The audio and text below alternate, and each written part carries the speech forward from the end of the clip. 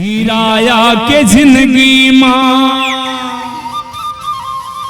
मेहमान बन के जी ले। जिंदगी एक किराए का घर है, एक न एक दिन बदलना पड़ेगा। मौत जब तुमको आवाज देगी घर से बाहर निकलना पड़ेगा। ढेर मिट्टी का हर आदमी है, अंत में सबका होना यही है। या तो दुर्पद बनेगी जमी पर या चिताओं में जलना पड़ेगा। जिंदगी एक किराए का घर है, एक न एक दिन बदलना पड़ेगा। किराया के जिंदगी माँ मेहमान बन के जी ले। ए बाबू दुनिया माँ इंसान बन के जी ले। ए बाबू दुनिया माँ इंसान बन के जी ले। किराया के जिंदगी माँ, किराया के जिंदगी माँ मेहमान बन के जी ले। ए बाबू दुनिया माँ इंसान बन के जी ले। ए बाबू दुनिया माँ इंसान बन के जी ले।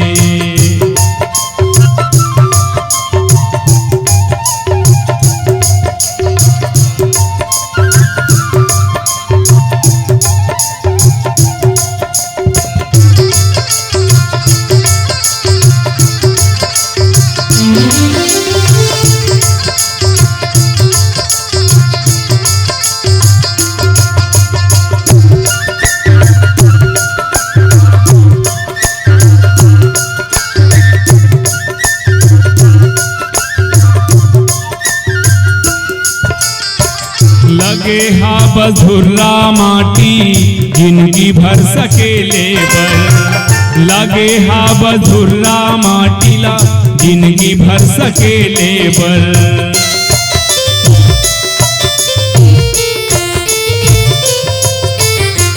काबर खन खस गड्ढा कोनो ला ढकेले बर। काबर खन खस गड्ढा कोनो ला ढकेले बर। सूर्य कबीरा तुलसी, सूर्य कबीरा रस खान बन के जी ले। ए बाबू दुनिया माँ इंसान बन के जी ले।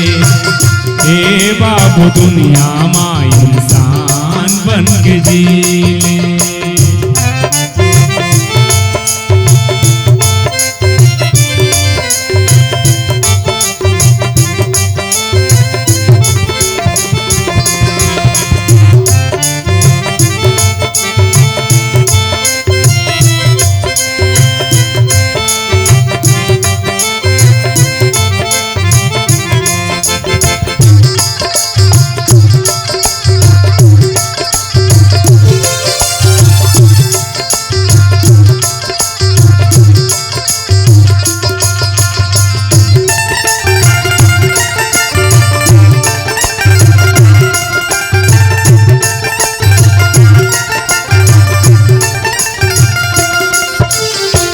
देश धर्मवर कहीं काम ला नहीं आवे। देश धर्मवर कहीं काम ला नहीं आवे।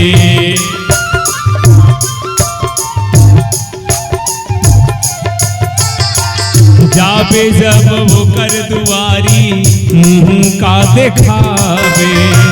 जाबे जब वो कर दुआरी मुँह का दिखावे। आवैया पीढ़ी बर, आवैया पीढ़ी बर पहचान बन के जी ले। ए बाबू दुनिया माँ इंसान बन के जी ले।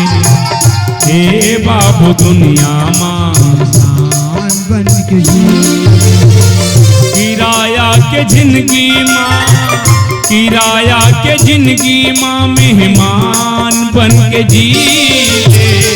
ए बाबू दुनिया माँ इंसान बन के जी ले। ए बाबू दुनिया माँ इंसान बन के जी ले। ए बाबू दुनिया माँ इंसान के जीले। हे बाबू दुनिया मां इंसान बन